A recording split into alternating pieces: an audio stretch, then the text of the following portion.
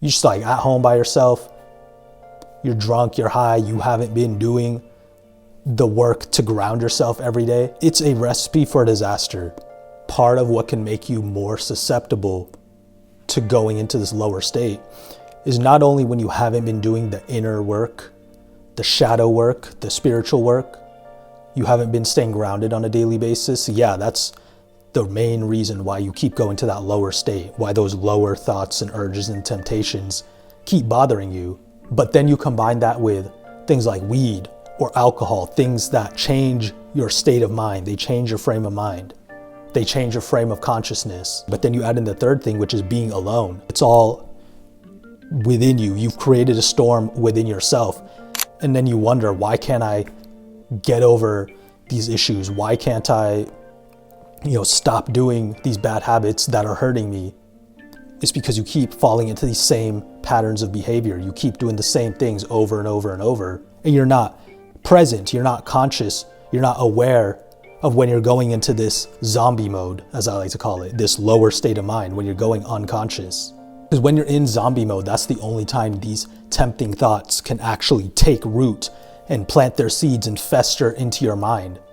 When you're being yourself, when you're grounded in who you are, you're comfortable in your own skin, you've been doing all that spiritual work, there's nowhere for those thoughts to go but out. It's in one ear, out the other. You can just observe them, right? Like I said, your thoughts are like clouds in the sky of your mind, of your consciousness. And when you lay on the ground and you just watch the clouds, you just see them slowly float on by. But when you're in this zombie mode, when you're in this lower state, they don't just float on by. They're like storm clouds. They fester. They start raining on you. There's thunder and lightning. They don't go away. It's like in the cartoons, like in Tom and Jerry or something, when the storm cloud is just following them around, or in Looney Tunes, they used to do that. I slipped up yesterday. I relapsed, or rather, I lapsed. It didn't relapse. It wasn't a full backslide. I just had a little slip up. I lapsed. I had a momentary lapse in judgment. I looked at the corn, I looked at the PMO.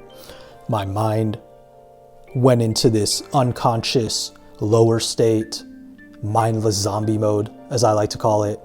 You get that lapse in judgment sometimes. You get that lower state of consciousness. And it can be for a multitude of reasons. Maybe you are high or you are drunk, like I said, and now you're more susceptible to that zombie mode. And it was like these lower thoughts were just like trying to consume my mind and take over. It's like it wanted my mind to go into that oblivion realm, just completely shut off. And then the body takes over and just chases the dopamine like a lot of us have trained our brains to do. And I'm not perfect. In fact, this past 2-3 weeks, I've been almost doing none of it. And I think that's a big reason why I had this lapse, because I was so ungrounded. I hadn't been doing any meditation. I've been skipping way too many days. And because I've been skipping all these days, I allowed those thoughts to fester. This was like a wake-up call from my body and from my spirit to say, hey, you need to get grounded again. You need to get present again. You can't keep going through each day just not aware of the present moment, not aware of reality.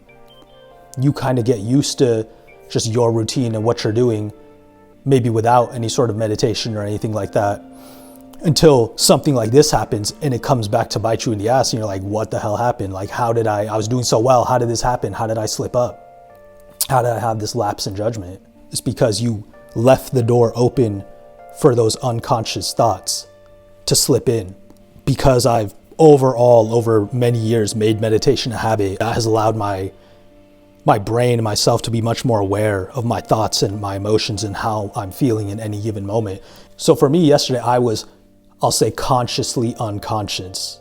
And so as this is happening, as I'm kind of slipping in and out of this zombie mode, I could see my brain slipping into this zombie mode, kind of slipping in and out, wanting to chase dopamine, is craving for it, is fiending for it.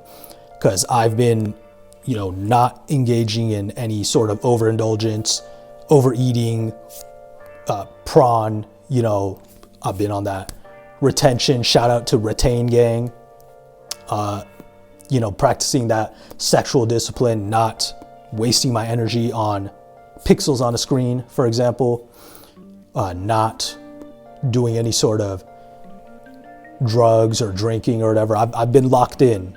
I'm seeing like, oh, my brain is just craving so much dopamine because I haven't really been giving it, the excess. I haven't been giving it the overconsumption.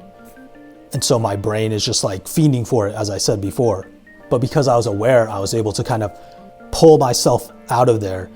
And it was like, you pull yourself out of, if you've seen like Spider-Man 3, when he gets out of the symbiote, the black suit, and he's just like, oh my God, like what just happened? He didn't know what he was doing while he was in the black suit because he went totally unconscious and the symbiote took over. That's kind of what it's like. That's a good explanation for it. It was like my higher self kind of pulled the rest of me out from that lower zombie mode. And I was just like, what the fuck? Like, is that really all it took? Did I really just like fall into that mind state even for just a little bit?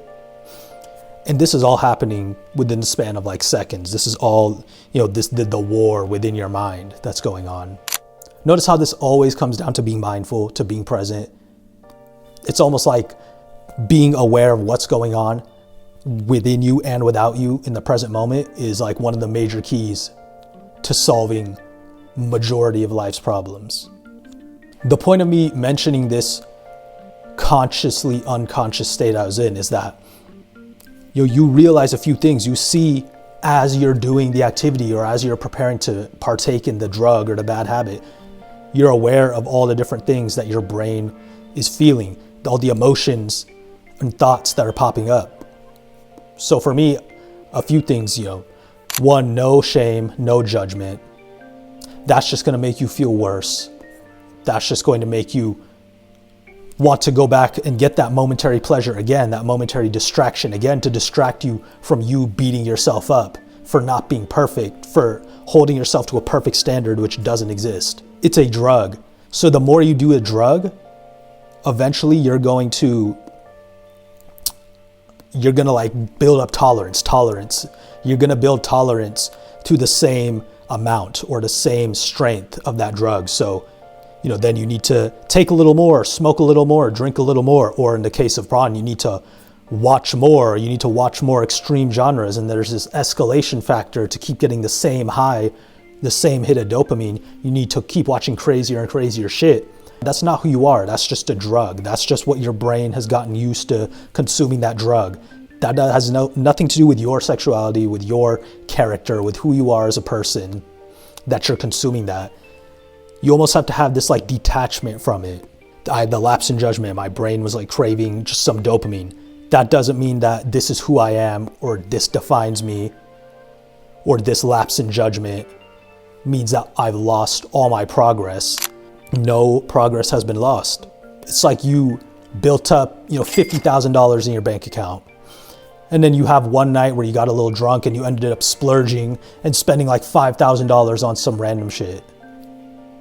Now you can sit there and feel bad. Oh my God, I can't believe I wasted $5,000. Well, guess what? You still have $45,000 in your bank account. So you can build back up that $5,000 and then go beyond it very fast.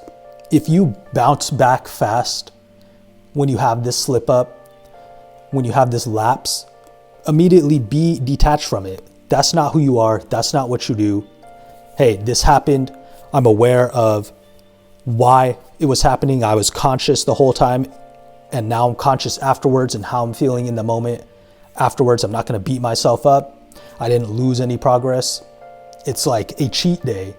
If you have one cheat day, that doesn't negate all the progress you've been making in the gym for the past year, for the past 6 months, for the past 2 years.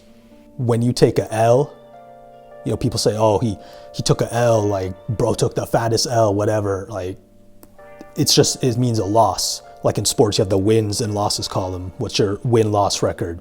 When you take a L, I always tell people L stands for lesson. L stands for learning experience. That failure is the greatest time for you to learn. It's the greatest time for you to grow. But the key is you have to be conscious. You have to be present. You have to be aware of how you're feeling, of why you did what you just did, of what the thoughts going through your mind in that moment and immediately after are. The most important thing ultimately is to let it go. Don't dwell on it. If you slipped up, if you had a lapse in judgment, it happened. It's okay. You didn't lose all your progress. You're not a bad person. You're a human being, just like me, just like everyone else. We're all on this journey together. Be present, be conscious. Again, be aware. Try meditating for 30 seconds when you wake up tomorrow. Try meditating for a minute. Observe how you feel doing that, and then for the following 30 seconds, for the following minute afterwards as well. Start training your brain and your spirit and then your body as well to be more present, building that mind-body connection.